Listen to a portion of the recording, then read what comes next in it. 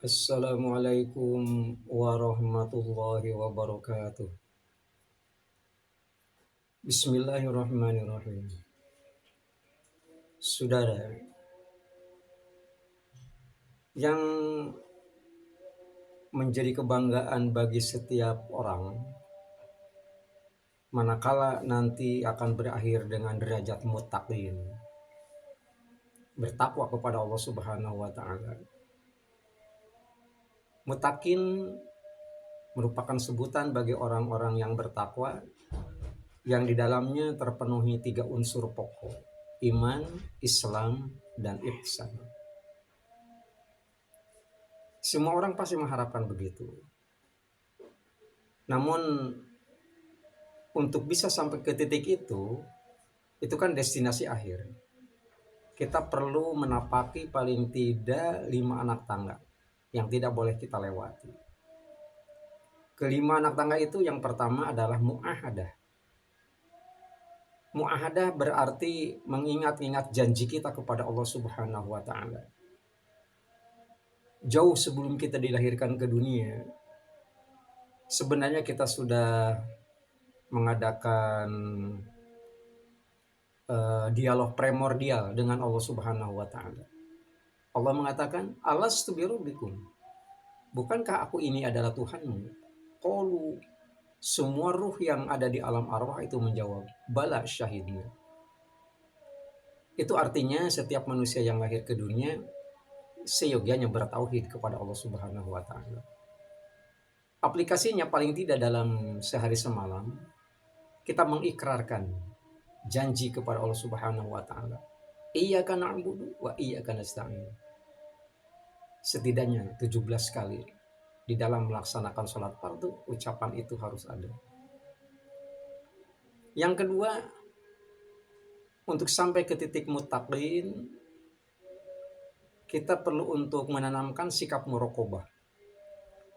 Muraqabah itu sifat yang merasa diintip oleh Allah Subhanahu wa taala. Taubahnya seperti seorang pelajar yang sedang ujian, sudah tidak sempat lagi untuk tengok kiri, tengok kanan. Karena di pundaknya ada satu perasaan sedang dilihat oleh pengawas. Seorang pegawai, dia akan tekun mengerjakan pekerjaan kesehariannya apabila dia sedang ditongkrongi oleh atasannya. Dalam pandangan agama, ada ataupun tidak ada atasan di hadapan kita, tapi kita harus yakin apa yang kita lakukan itu dilihat oleh Allah Subhanahu wa taala. Tangga yang ketiga adalah muhasabah, bercermin, berkaca. Berkacanya nggak usah kemana-mana, berkaca kepada diri kita sendiri. Parameternya juga sederhana. Apabila amal kita hari ini lebih baik daripada kemarin, kita masuk ke dalam kategori beruntung. Kalau amal kita hari ini sama bobotnya dengan amal kita hari kemarin, maka kita termasuk orang yang rugi. 24 jam nggak naik-naik amal. Nah, lebih berbahaya lagi apabila ternyata amal hari ini itu lebih buruk daripada kemarin. Kita masuk ke dalam kategori mal'un. Dilaknat oleh Allah Subhanahu wa taala karena dipandang tidak mampu menggali potensi yang ada pada diri kita. Yang keempat adalah mu'aqobah. Mu'aqobah diartikan menjatuhkan sanksi hukum kepada diri kita sendiri. Menjatuhkan sanksi hukum kepada diri kita sendiri itu sangat penting. Kalau ada kecelakaan lalu lintas di jalan raya, itu ada polisi yang urus. Kalau ada tindakan kriminal di tengah-tengah masyarakat kita, ada polisi bagian kriminal yang mengurus. Tapi siapa yang akan menjatuhkan sanksi hukum kepada kita? Kita ngaku beragama Islam. Kita sudah tahu datang waktu sholat untuk segera melaksanakan ibadah sholat. Kita punya jam tangan, harga sampai 2 juta rupiah. Tapi setengah 3 baru melaksanakan sholat zuhur. Nggak banyak-banyak arti. Nggak banyak artinya untuk meningkatkan, mendongkrak derajat takwa kita kepada Allah Subhanahu wa taala. Siapa yang akan menjatuhkan sanksi hukum apabila kita melalaikan ibadah sholat? Padahal melalaikan ibadah sholat juga merupakan satu teguran daripada Allah Subhanahu wa taala karena berdampak negatif. Man ta'awwada ala ta'khiris sholat. rajulun aw imra'atun falyatahayya li ta'khiri fi kulli umri hayati. Siapa yang berani terbiasa menunda-nunda waktu sholat, laki ataupun perempuan, bersiaplah untuk segera ditangguhkan segala urusan hidupnya. Demikian Rasulullah. Yang terakhir adalah mu'ahadah, muraqabah, muhasabah, dan mu'aqabah.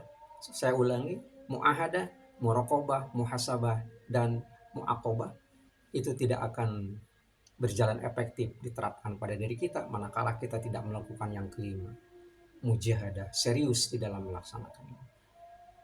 Parameternya juga sangat sederhana. Pertama, ibda bin nafsi. Kalau melakukan kebaikan, nggak usah nunggu diantar, nggak usah nunggu disamper, nggak usah nunggu diajak oleh teman. Awali oleh diri kita sendiri. Yang kedua, adinu yusrun, agama itu mudah. Mulai dari hal-hal kecil. Sebelum berpakaian, kita berdoa, berpakaian di sebelah tangan kanan dulu dimasukkan. Keluar dari rumah, langkahkan kaki kiri. Tapi kalau masuk ke dalam rumah, langkahkan terlebih dahulu kaki kanan. Jangan keluar rumah apabila kita tidak punya wudhu. Itu hal-hal yang mudah yang semacam itu.